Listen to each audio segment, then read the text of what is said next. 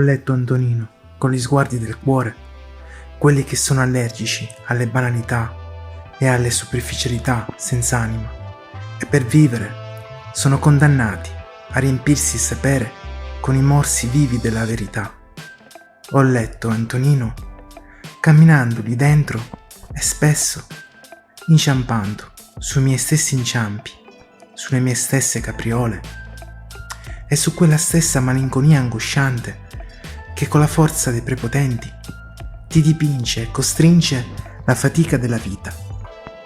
Ho letto Antonino rammentando tutti i miei viaggi a vuoto, i miei treni persi e quegli eterni saluti da spettatore che sospiravano sulle partenze altrui e ogni volta giuravano a santi senza cielo di cambiarsi la vita.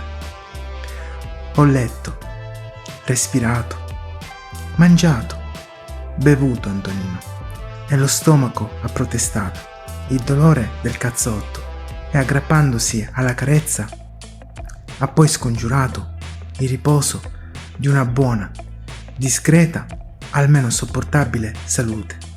Ho letto Antonino e la commozione e l'emozione hanno reclamato dal petto l'urgenza del pianto e per salvarmi quei muscoli della sopravvivenza ho rovistato nell'affetto e ho afferrato la voglia assoluta di un abbraccio. Ho smesso di leggere Antonino e ho chiuso i suoi occhi nei miei occhi e nel buio dove gira la rinascita ho esaudito il piacere di abbracciarla. Tanto bene, Antonino.